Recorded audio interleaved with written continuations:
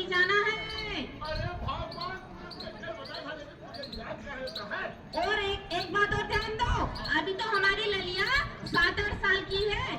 हाँ, जब वो बड़ी हो जाएगी ना 18 से 20 साल की, तभी विवाह करना है। उससे पहले यदि विवाह करेंगे तो कानूनी अपराध है, इसके लिए जेल हो जाएगी। हाँ, कहने का मतलब है कि कम उम्र में शादी होना पाप है। तो लड़की की कम उम्र में शादी कर देते हैं तो वो क्या जल्दी माँ बन जाती है। घर का काम फिर बच्चे का अपने आप को संभाल नहीं पाती है। तो इसी के लिए हमारी जो बेटी की उम्र होना चाहिए 18 से 20 साल की होना चाहिए, तभी शादी करना चाहिए।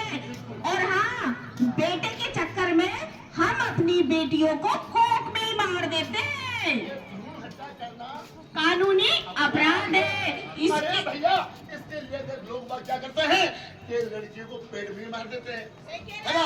और फिर लड़के ज्यादा हो गए हैं, लड़कियां कम है तो फिर बहू कैसे लाएंगे भगवान? ये तो अरे राम राम भैया। और भाभी जी कैसे हो? अरे बढ़िया है भैया, बढ़िया है हम। भैया आजकल तुम किधर दिख रहे हो, दिखाई नहीं दे रहे। अरे मेरे को बड़े बड़े काम रहते। मैं आपकी थोड़ी सी बात सुन लिया था बेटी बेटों के बारे में। मेरा कहने का मतलब ये है कि भैया के बेटी और बेटे के अंदर कोई भेदभाव नहीं रखना चाहिए। तुम करते हो? अरे भैया मेरे तो क्या बेटियां बेटियां हैं कि जो हमारे कुल को हमारी बेटी चला सकते हैं ना, तो वो बेटे इतना काम नहीं कर सकते।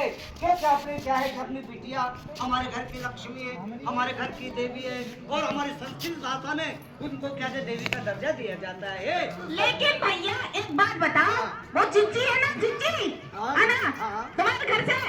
अरे उन्हें तो कूड़ा कचरा इधर नालियों में डाल दिया था। उन्हें समझाते क्यों नहीं हो कि कूड़ा कचरा के लिए घर में 2 डस्टबिन रखे, एक गीले कचरे की और एक सूखे कचरे की। तो वही तो मैं उसको समझाता हूँ जाके कि भगवान के अवैध जगह के ऊपर कूड़ा कचरा ना फैलाए, क्योंकि कूड़ा कचरा फैलाने से अनेक प्रकार की बीमारी होती है। कि जैसे हमारी नगर पालिका नगर परिषद से जो कूड़ा कचरे की जो गाड़ी आती है सवेरे, अपना घर का कूड़ा कचरा उसी के अंदर डाले, अपने जीवन को, अपने वार्ड को, अपने घर परिवार को स्वच्छ बनाए। कदम हमें स्वच्छता की ओर चलना भी जरूरी है, क्योंकि अपने दुकानों के मकानों के आगे 2 डस्टबिन रखे, एक गीले कचरे का और एक सूखे कचरे का। क्या है कि गीले कचरे से क्या है कि हमारे जो किसान अन्नदाता है उनके लिए जैविक खाद बनाई जाती है।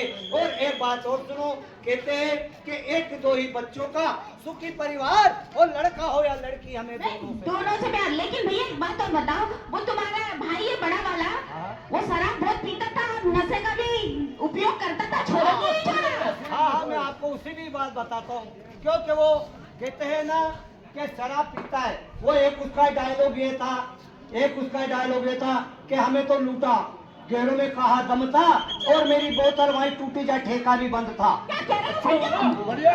ऐसे बोलता था। और मेरी बात सुनो भाभी जी, मेरी बात सुनो कि देखो बहुत से हमारे मजदूर लोग जाते अपनी मजदूरी के अंदर, कभी मजदूरी मिलती है, कभी मिलती भी नहीं है, कभी मजदूरी मिलती है, कभी मिलती भी नहीं है। तो हमको क्या काम करना है कि अपनों क्या है कि नशे के ऊपर पूरा कंट्रोल रखना चाहिए। हमारे मजदूर लोग क्या है कि 200-400 रुपए हमारी मजदूरी के अंदर जाते, लेकिन वही हमारे 200-400 रुपए हमारे ठेकों के ऊपर दे देते, हमारे बच्चे भूखे मर जाते। मध्य प्रदेश की राजधानी भोपाल से बीके हिंदुस्तानी यूट्यूबर नेशनल मीडिया फाउंडेशन नई दिल्ली समूह पत्रकारिता परिषद नई दिल्ली आज नर्मदापुरम शहर में पहुंची है। और नर्मदापुरम शहर के अंदर में मध्य प्रदेश सरकार और केंद्र सरकार से की योजनाओं से क्या क्या निर्माण हुए हैं, क्या सुविधाएं जनता को दी गई, उसके बारे में विशेष जानकारी कैमरे के माध्यम से लेने का प्रयास कर रहे हैं। उम्मीद है कि होशंगाबाद शहर में जो विकास हुआ है, जैसे चौराहों का विकास, पंचरस्तों का विकास, स्कूल शिक्षा का विकास, स्वास्थ्य का विकास और मां नर्मदा के तटों का विकास, इसके ऊपर मैं आज विशेष रिपोर्ट मध्य प्रदेश सरकार और केंद्र सरकार को देने का हम अपने कैमरे से प्रयास कर रहे हैं। इन प्रयासों के बीच में बहुत सी ऐसी चीज़ें भी आ रही हैं जो हमारे प्रोटोकॉल में नहीं है, जैसे कि यह कार्यक्रम आज हमारे प्रोटोकॉल में नहीं था, फिर भी चूंकि मां नर्मदा के पावन तट पर चल रहा है, इसीलिए हम इसे भी व्यवस्थित रूप से लेने का कष्ट कर रहे हैं। आगे मोटी हो गई है, लेकिन अब मैं तुझे मीठा नहीं खिलाऊंगा। हाँ। देखो मैं बताऊं, लड्डू खा ले, रसगुल्ले खा ले, रबड़ी रबड़ी खा ले, 250 ग्राम गोल खा ले।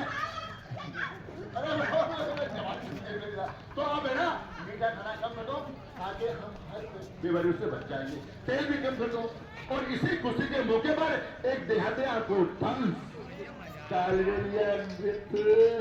देखेंगे। आज तो हम सब डांस करेंगे इसी पर। चलो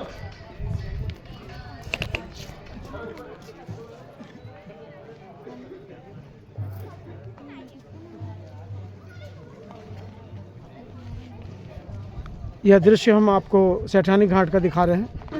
इससे पहले हमने मां नर्मदा के दोनों तटों के बारे में आपको उस समय सीन दिखाया था जिसमें मां नर्मदा के ये सभी पवित्र स्थान मां नर्मदा के जल से जलमग्न हो गए थे। पर मां नर्मदा का जल स्तर अब काफ़ी नीचे जा चुका है और सामने आपको एक मंदिर के दर्शन हो रहे हैं।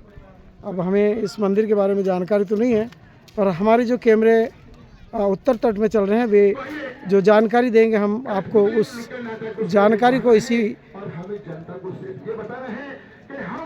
वीडियो के माध्यम से दिखाने का प्रयास करेंगे। सुंदर रखे और आसपास के वातावरण को भी स्वच्छ रखे। घर का कचरा कूड़ा यहाँ वहाँ ना फेंके।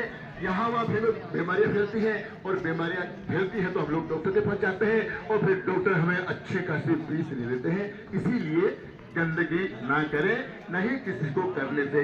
कचरा इधर उधर ना तो फेंके और नहीं किसी को फेंकने दे।